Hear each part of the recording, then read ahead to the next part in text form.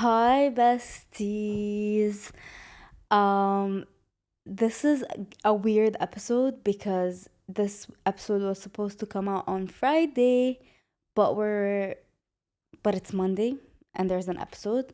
And I just want to start by saying that these things happen in production. It's not like weird, it's not like not usual. Of course, we always like here at Looney Tunes try our best to plan ahead and I don't know what, but sometimes there are circumstances in life that don't help. So it's okay. It's not the end of the world. We will still have episode 21. But it's just on a Monday. And the reason why it got delayed is because I got really, really, really, really sick. That's the biggest and main reason, honestly. I got a fever, I got pneumonia, like I was in and out of the hospital. I got like this horrible infection in my throat, and without my vocal cords, I can't speak to you. So, how am I gonna do an episode? So, yeah, I didn't have vocal cords, but now I'm back, and you can still see that like my voice is like shway sick, but whatever. Alhamdulillah, I'm recovering.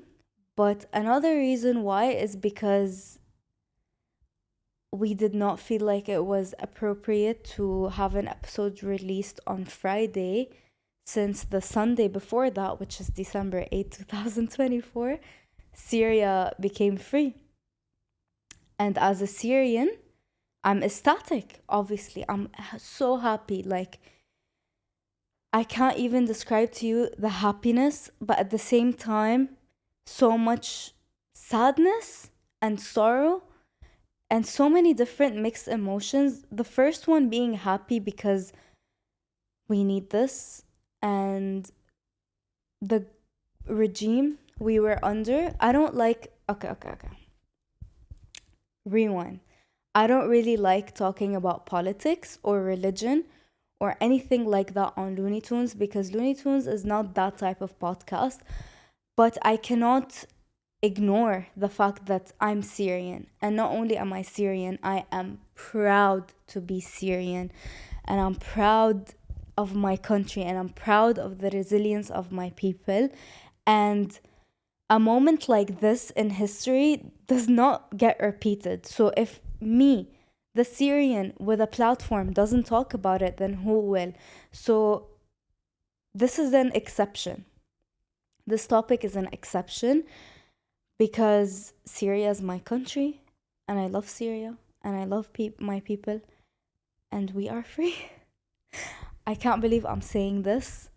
Honestly, like, it feels like a dream. It feels unreal. It feels like, what do you mean I have freedom of speech now? Like, what do you mean I can say my true thoughts, my true opinions?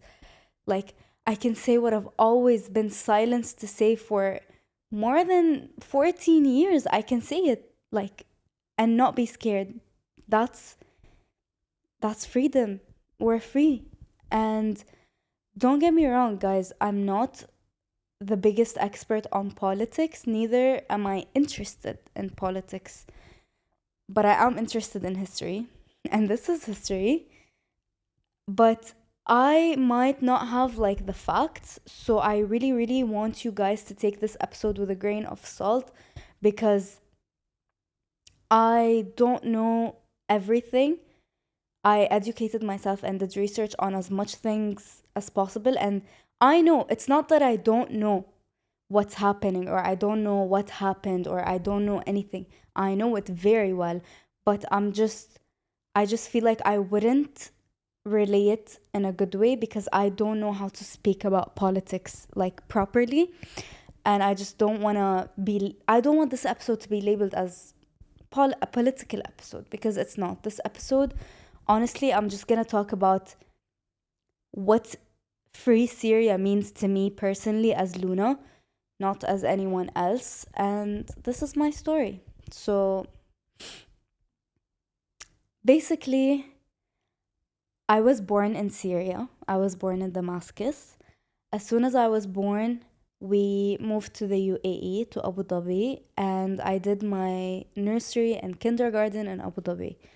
And then my dad got an amazing job opportunity, like literally once in a lifetime. Not like a job, like he was capable of doing a very, very big project in Syria, and he did it. And like you don't miss out on that. And back then, like Syria was fine.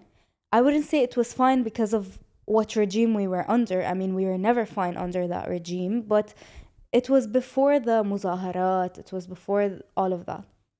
2009-ish, so we moved to Syria, and that was amazing. I've always loved Syria. I love Abu Dhabi, but like Syria, you know. Also, my mom was pregnant with my brother, and she really wanted to like give birth near her family and all of that. In the beginning, it wasn't like a for sure thing, like we're moving to Syria permanently. It was just like, let's see how this goes, and let's at least like have my brother there.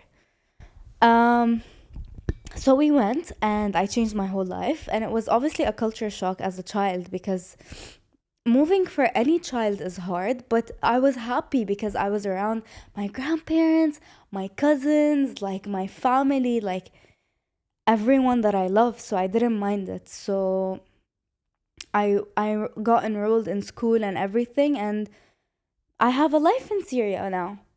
Now I have so many friends in Syria. Like, I had a life in Syria. I lived in Syria for 5 years. I know that might not seem like a lot, but like 5 years is a lot. Like the events that happened in those 5 years, like كبرت بسوريا, like basically.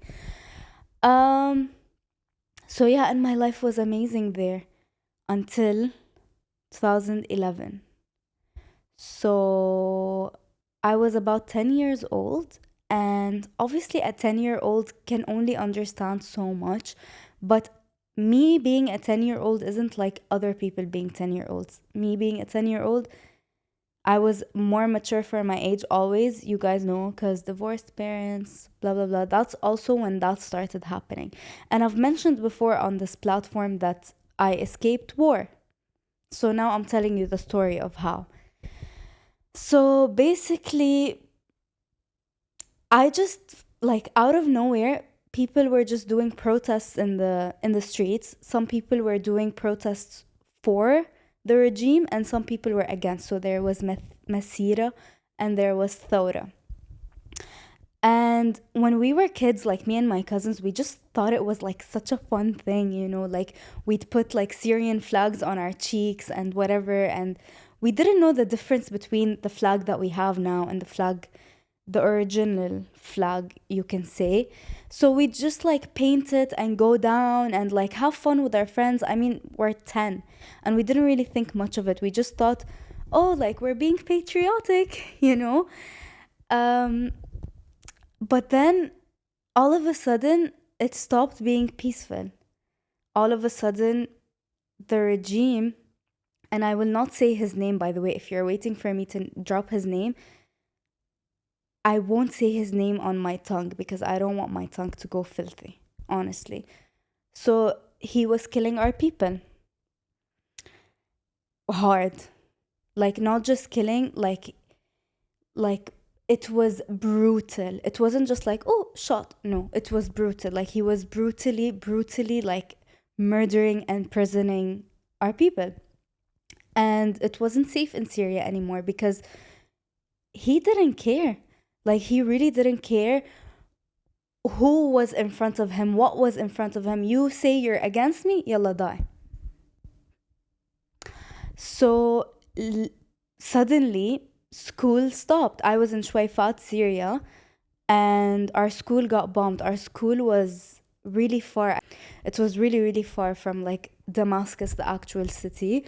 And that area was in the danger zone, and our school got bombed. So we had to move schools. Like, it was Shwaifat still, but they moved us to a building Bilmalki. And my fellow Shwaifatis that were there in that area, they know which building I'm talking about. It was another school, but it was like a public school where we moved, but they rebranded it to Shwaifat, and like khalas, like we just studied there. And it was so weird and it was so sad because I loved our school. We all loved our school. It was huge. It was amazing. Like, it was such a shock. And we were grade 5 when it happened. And to go to that, like, big campus, to like this building, like, it just didn't sit right. Also, there were so many times where schools were off. Like, we had to study from home, or like, there's no internet, there's no whatever. But we just basically skipped out on school a lot because it was dangerous to even leave the house during those times. It was just like, it was an era of stress, like pure stress. And although we didn't understand what was fully happening because we were too scared to talk about it. And by the way, that's one thing that I want to say. There's a lot of people like with the Thora that are basically blaming other Syrians for like not speaking up, not saying anything before, like, oh, now you want to join Free Syria? Where were you before? I just want to say to those people, like, Free Syria and everything, and I'm so glad that it's free now, but at the time, especially for people that are living in Syria, you can't. You can't utter a word against the regime. You can't say anything because you'll be killed. You'll be annihilated. Like, mam nistarji, you know? And it was more of, as much as we want Free Syria, we were also scared for our safety. And especially the people that lived in Syria, they're scared for their safety. They want to live. They've seen their family get prisoned, killed, missing, kidnapped. They were protecting themselves. And I honestly do not blame people that weren't speaking up, especially the ones that were living in Syria, because it's scary to speak up. At the time of the regime, it was so scary. Like, anything can happen, whether you speak to your friends. Like, we were so paranoid. Syrians were so paranoid. Like, the phones are listening, the walls are listening. I don't know who's listening. Like, we felt like we were being watched. Even when we were like so far away, we're not even in the country, we still feared to talk about it. If we want to, like, we think, oh my God, like, if I talk about it to my friends here in Abu Dhabi, I would think when I go to Syria in summer, they're gonna take me from the airport. I'm not gonna make it home, you know? So it's very understandable. Anyways, so that was very scary. And the scariest part, when our school moved, I used to live in Mazze. So we used to see the bombs and everything, and the tanks and everything. And it was so scary for us. Like, we're kids, me and my brother are kids. Like, it was so scary, and it was just not safe anymore to stay at our house. Literally, like, there was a bullet that went through my childhood bedroom window. And thank God I wasn't there. Like, imagine I was there or I was sleeping and I could have gotten hurt. I could have gotten shot. So, and imagine a 10-year-old going through that trauma. Like, it's war. Like, I look out ما بسترجي to look out my window. ما بسترجي بخاف a shot comes to me or a bomb drops by accident near my house, we die. The glass used to break in my house. The whole house used to shake. And that was so hard because my parents were going through the beginning stages of divorce. So my dad wasn't with us. It was just me, my mom, and my brother in that house. Like, how can my mom was so young. How can my mom like protect us from this? And I used to hear her cry and scream. Like, every time we hear a sound of a bomb or a gunshot or anything, like, my mom would scream, get under the tables, get under the tables. Like, no child, no human should live under that fear. Imagine a 10-year-old and a 5-year-old, my brother was 5, getting under the table, getting under our dining table, hiding in the bathroom, locking it, because we're scared we're gonna get bombed or shot at. It was scary, and my mom was constantly crying, and I was constantly crying. It was so scary. It was so traumatizing. So we had to move from my house to my grandmother's house. It was so inconvenient because there were like so many people in my grandma's house, like my cousins, us. Like, I don't have my own room anymore. I don't have my own space. I don't have my stuff. Like, I don't have anything, and it's just like, it's hectic, you know? And we were living very uncomfortably, and we were always constantly fighting with each other. Like, it was just not a safe space to be in. Like, it was a safe area to be in, but mentally we were destroyed. It was really, really bad. And the saddest part is, okay, my dad he's like, okay, it's time to drop everything and go back to Abu Dhabi. And he took the job that he had prior in Abu Dhabi. So moving to Abu Dhabi after I've already developed a life in Syria, friends, I got way closer to my family. Like I got so used to seeing my grandma every day, my cousins every day, to just move. That like it did not sit right with me. But we had to. We were refugees, honestly. So we came to the UAE. Thank God that my dad's company, like the old one, had him. Like we were good, but it was really hard for me mentally because now, okay, yeah, I know Abu Dhabi and I've lived in Abu Dhabi before, but I was a kid. Now I'm moving as a middle schooler and I have to deal with a new school, new friends, new people, new everything while being traumatized from war, from divorce, from all of that. So it wasn't easy. It wasn't easy at all. I was severely depressed when we moved, especially that I didn't have a chance to pack anything. And I know it sounds silly now, I'm 23, but at the time it mattered so much to me that I had to leave my toys. I couldn't even have time to see like which toy do I bring with me, like what clothes, nothing. We packed our life in 2 suitcases and came here. And it was hard. So Syria being free, yeah, it means a lot to me. It means a lot to me because now I can go back to my country without being afraid. Now I can speak my mind. Now I'm not a refugee anymore. He's a refugee. We're not refugees anymore. And it's just a dream. It's a dream. It's like unbelievable. And there's a lot of people that are concerned, like, but what's next? But what's next? Listen, enjoy the moment for now. And we don't know what's next. We don't know if what's next is going to be better. But actually, 100% it's going to be better. No matter what is next, it's going to be better. But we just have to be patient. I know right now it's a scary time because it's unsureness. But we will rebuild Syria again. We will come back. We're coming back. I'm coming. I want to come back finally to my Syria. And the saddest part, why I said it's like happy and but sad at the same time, is because of the horrifying horror stories of the Saydnaya prison. Horrifying. Like, I literally cry every single time I hear a story or I read a story about someone there. Like, I cry. Like, the story of the kid that didn't even know what a bird was. And that kid was, like, aslan brought to this world by rape. Like, honestly, I don't know what to say. Like, I really don't know what to say. I feel so much empathy for those people, and they did not deserve that. These are my people, and my people did not deserve to go through that. They're innocent. They did not deserve to get killed. They did not deserve to get prison. The women didn't deserve to get raped. So many women, like I saw, they're saying, I don't even know who the dad is. I don't even know whose child this is. I birthed him.